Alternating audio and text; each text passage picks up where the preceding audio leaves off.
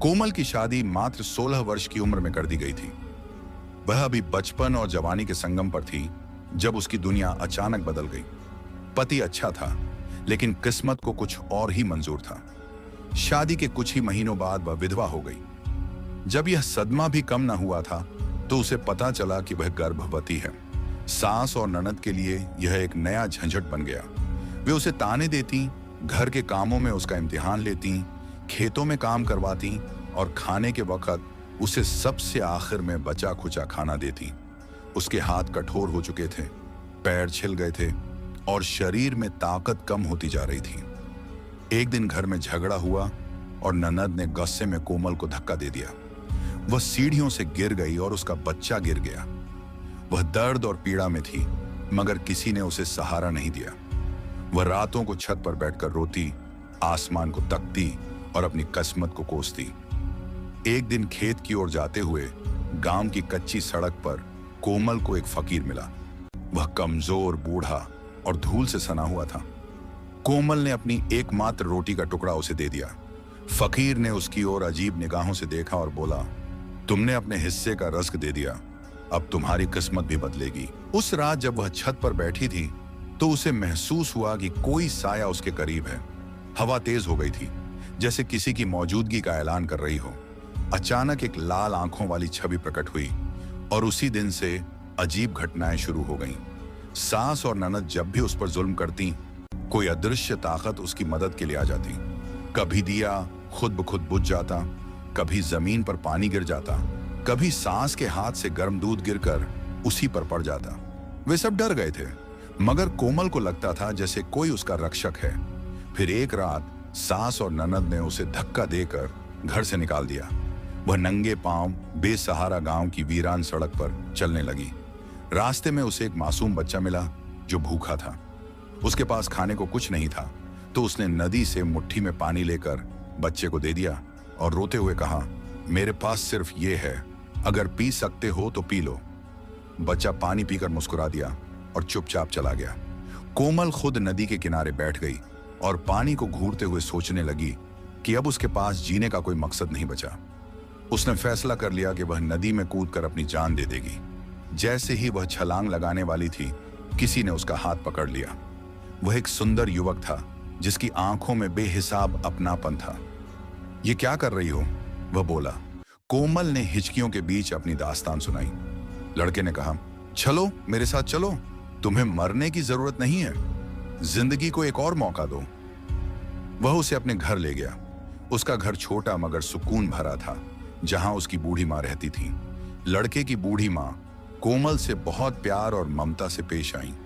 खाने से उसकी खातिरदारी की और फिर कोमल के आराम के लिए एक कमरे का इंतजाम किया और उसे सोने की हिदायत देकर खुद अपने कमरे में चली गई। रात के सन्नाटे में जब कोमल की आंख खुली तो हवा में एक अजीब सी ठंडक थी, जैसे कोई अदृश्य शक्ति उसके पास मौजूद हो। अचानक उसे धीमी धीमी सरगोशियां सुनाई देने लगी। वह घबरा गई और धीरे से बिस्तर से उतरकर कमरे से बाहर निकल गई। ये आवाजें कहां से आ रही थीं? वह दबे पांव उस दरवाजे की ओर बढ़ी जहां से आहटें सुनाई दे रही थीं। दरवाजे के पास पहुंचते ही एक ठंडी लहर उसके शरीर से टकराई, जैसे किसी ने उसे भीतर झांकने से रोकने की कोशिश की हो। उसने दरवाजे पर हाथ रखा ही था कि अंदर से अचानक एक जोरदार सरगोशी उभरी। ये वक्त हमारा है, मत देखो। कोमल की सांस अटक गई। उसके शरीर में डर की एक लहर दौड़ गई। वह तुरंत पलटी और कांपते कदमों से भागती हुई वापस अपने बिस्तर में आ गई। उसने खुद को कंबल में लपेट लिया और जोर से आंखें बंद कर ली। ये क्या था? मैंने शायद गलत सुना होगा। हाँ, बस मेरा वहम होगा। उसने खुद को तसल्ली दी, मगर उसका दिल जोर जोर से धड़क रहा था। अगली सुबह कोमल ने हिम्मत जुटाई और वो सब कुछ उस लड़के को बताया जिसने उसे बचाया था और अपने घर में पनाह दी थी। मैंने रात को अजीब आवाजें सुनी। कोई फुसफुसा रहा था, जैसे कोई किसी से बात कर रहा हो, मगर वहां तो कोई नहीं था। लड़के ने उसकी तरफ मुस्कुराते हुए देखा, लेकिन उसके चेहरे पर एक अजीब सी उलझन थी। कोमल, तुम्हें वहम हुआ होगा।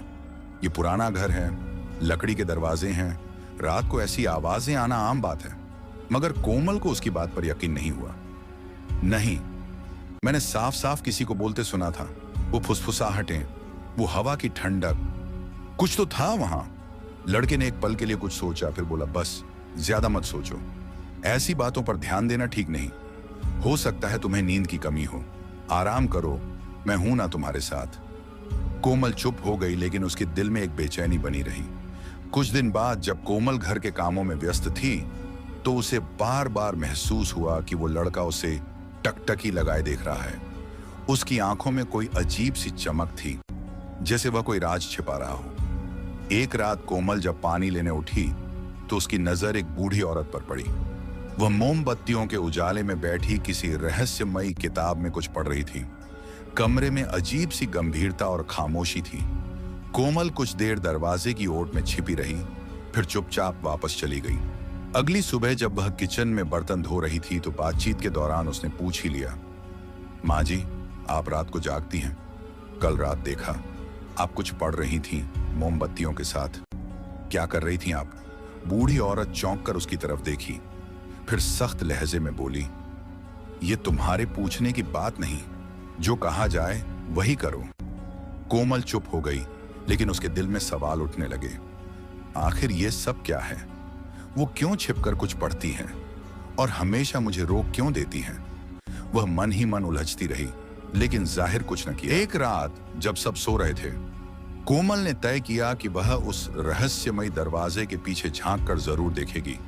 इसलिए वह धीरे धीरे कदम रखते हुए दरवाजे तक पहुंची और धीरे से उसे धक्का दिया। अंदर का नजारा देखकर उसके पूरे शरीर में सिहरन दौड़ गई। एक बूढ़ी औरत फर्श पर बैठी थी, उसके चारों ओर मोमबत्तियां जल रही थीं और वह किसी अनजान भाषा में मंत्र पढ़ रही थी। सामने जमीन पर एक परछाई हिल रही थी। वो कोई इंसान नहीं था, बल्कि एक धुएं जैसी आकृति थी जो धीरे धीरे बूढ़ी औरत के शरीर में समा रही थी। कोमल का शरीर जैसे सुन्न पड़ गया। ये क्या हो रहा है? इससे पहले कि वो पीछे हटती, बूढ़ी औरत ने गर्दन घुमाकर उसे खूंखार नजरों से घूरा। तू यहां क्या कर रही है? बूढ़ी औरत की आवाज कमरे में गूंजी नहीं, जैसे दीवारों से टकराकर लौट आई हो, भारी, ठंडी और रूह को कंपा देने वाली। कोमल का दिल जोर जोर से धड़कने लगा। वो चौंक कर पलटी, लेकिन उसके पैर जैसे जमीन से चिपक गए हों। उसने चिल्लाने की कोशिश की, लेकिन आवाज उसके गले में ही अटक गई। उसका गला सूख चुका था और जुबान तालू से चिपक गई थी। बूढ़ी औरत आगे बढ़ी। उसकी आंखों में एक अजीब सी चमक थी, कुछ छुपा हुआ, कुछ ऐसा जो कोमल की समझ से बाहर था। वह कांपती हुई पीछे हटी, लेकिन पीछे दीवार थी। अब भागने का कोई रास्ता नहीं बचा था। मैं तो बस पानी लेने आई थी, कोमल ने हकलाते हुए कहा, लेकिन उसकी नजरें बूढ़ी औरत के पीछे जलती मोमबत्तियों और उस रहस्यमय किताब पर ही टिकी रहीं। बूढ़ी औरत ने एक और कदम आगे बढ़ाया और फुसफुसाते हुए कहा, अब तूने देख लिया है, अब तुझे चुप रहना होगा, हमेशा के लिए। इससे पहले कि बूढ़ी औरत सच में कोई कदम उठाती, कमरे का दरवाजा जोरदार आवाज से खुला। दरवाजे के पीछे से तेज कदमों की आहट आई और कमरे में जैसे हवा का रुख ही बदल गया। मोमबत्तियों की लौ कांपने लगी और बूढ़ी औरत ठिठक गई।